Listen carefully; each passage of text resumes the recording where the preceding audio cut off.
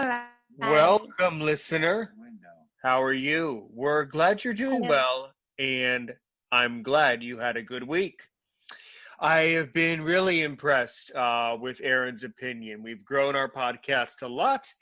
And actually, ironically, for the second time this week, you are hearing an episode where Hello. my guest is all the way on the continent of Africa. Today, we're speaking to Adelaide Bortier,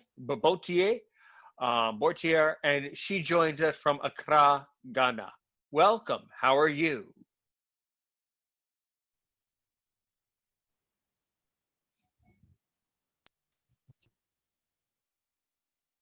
Yes, how are you?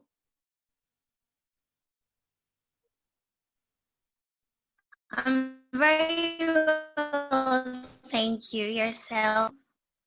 I am very well, and I'm very glad that you have come to Aaron's opinion today. So my first question that I ask guests is, please tell us about yourself. By the way, how did you find out about Aaron's opinion? Let's start there.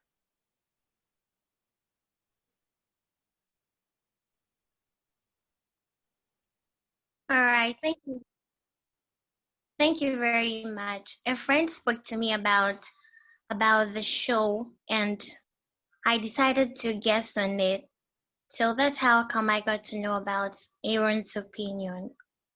Excellent. Well, we're so glad you're here. I'm really glad you came today. And by the way, Right. I am Thanks for guess having me. yes, you are welcome. And I am guessing that you are probably blind, like me and like most of our listeners. How did you become blind, by the way? All right. This happened about 8 years ago, and I was in my final year in the senior high school. So I actually fell sick. It started with a headache, and I reported to the hospital. Then, fast forward, I had so many conditions. Like I kind of lost my memory. I couldn't remember what happened, and so I was diagnosed of CSM, cerebrospinal meningitis, and it's a condition that causes an inflammation in the lining of the brain and the spinal cord. So fast forward, I had paralysis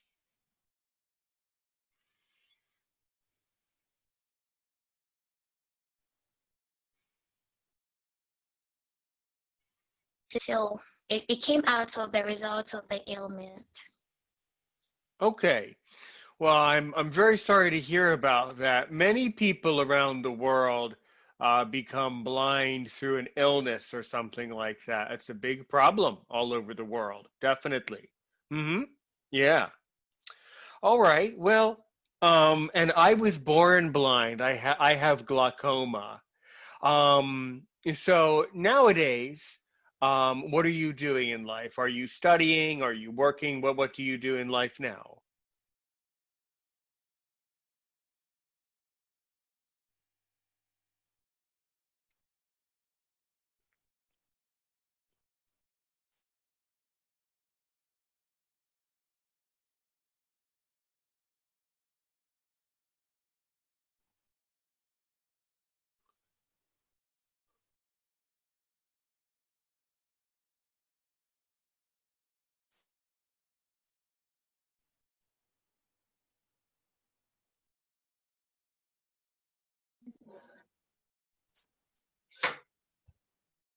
So hello.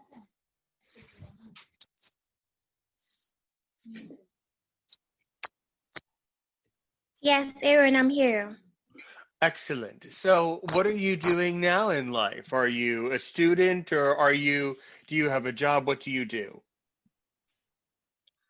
Okay, because of my condition, I'd been at home all of these years, but late last year I was enrolled in an IT school somewhere in Accra, and so that was immediately before the coronavirus. So I graduated from my advanced class just a week before the lockdown. So that's why I'm currently at home. I understand. And so many people around the world are in this situation of being kind of stuck and kind of trapped in whatever they were doing before the virus. So I completely understand about that. Yeah. Well, what did you learn at this IT school, by the way? Talk to us more in depth about that.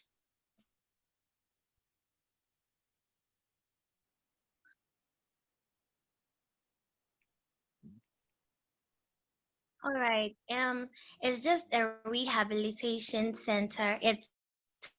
It's an assistive technology center. So it basically helped me to do my basic things like on the laptop and on my phone as well. So it's going to help you readjust your situation and go back to school if you want to.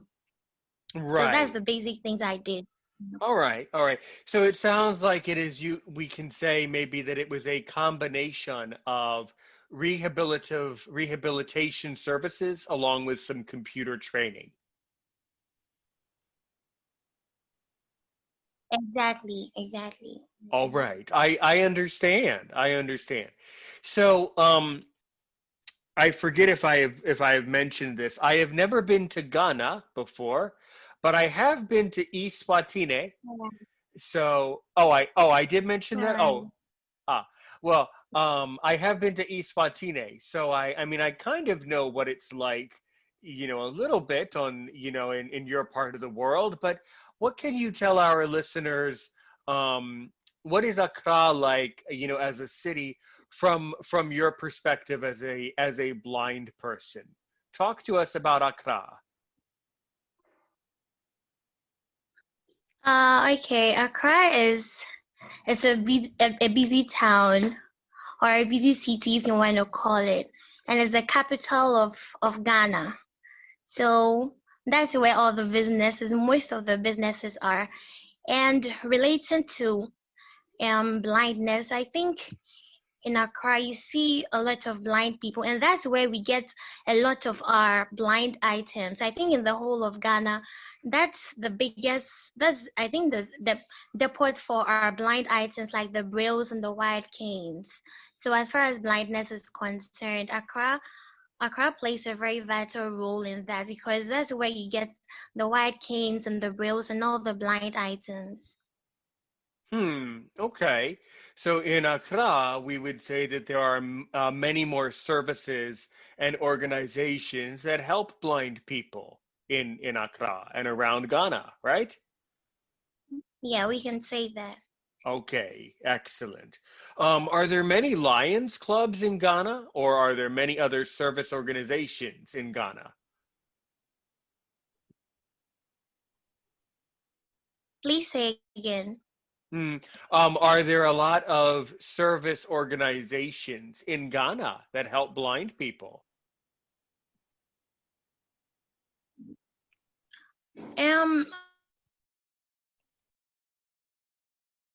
I'm not too aware of it. I'm only common fund. I think that's just to help the disabled, like the blind, in terms of financial support, which the social welfare are in charge of. That's what I know for now. And there's a school for the blind at a Kupong, and some but Eco Point is outside of Accra, and something like where I had my technology training. That's also a very good place to help people with disability. Like we have the craft center and all that, but for blindness, that's where I got my IT training for. So a facility like that was helping someone like me, someone in a condition as blindness. Right, right. I see, I see. So, and what can you tell me about that other city you mentioned, Acapon, something like that? Is that a smaller town or a small, more rural community where this school is located?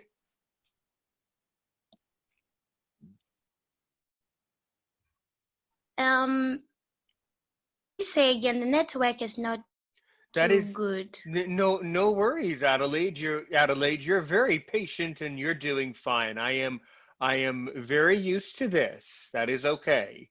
I said the question um, Yeah. is Ekapon a smaller city or a small town? You know, what can you tell us about this other city, Ekapon, where you went to go do training?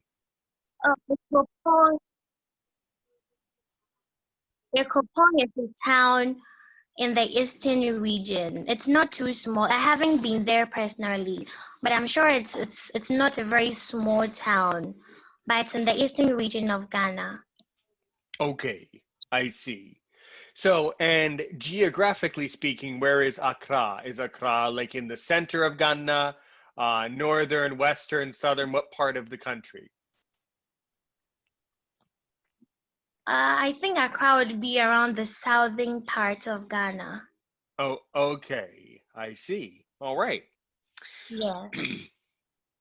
So, um, w- after things start to get back to normal, what are your plans? What are your future goals and future plans?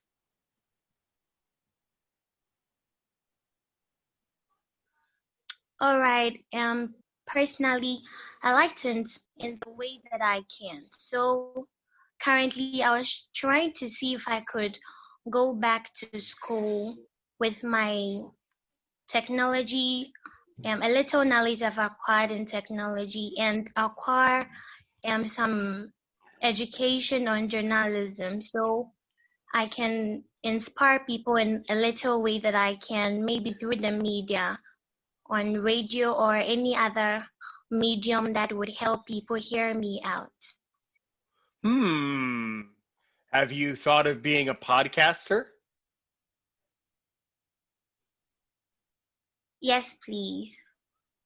That is good. That is good. You should be a podcaster because All right. it's very easy to be a podcaster and to send your message All around the right. world. Yes. And actually this podcast is All available right. is available Okay. every So can you please tell me more about it? Sure, sure. What would you like to know about becoming a podcaster and podcasting?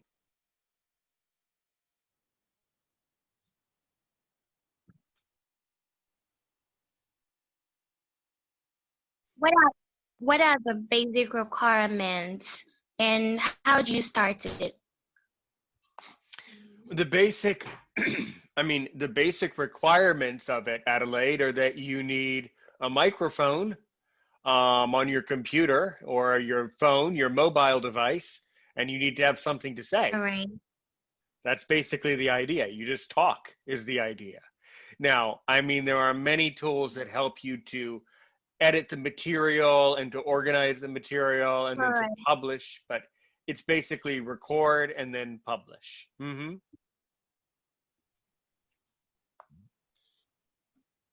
So in Ghana, um, have you listened to any All Ghanaian? right.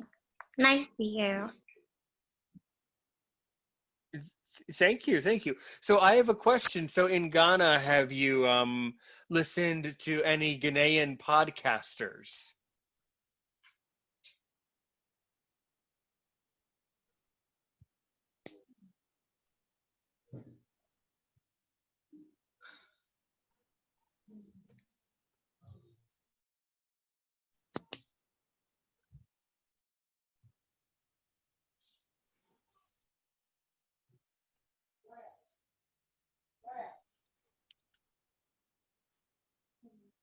Hello?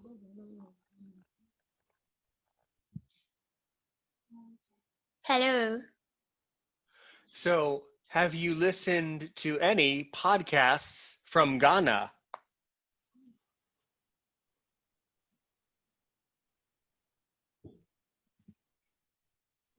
No, not really. I see. Are there any podcasts from Ghana?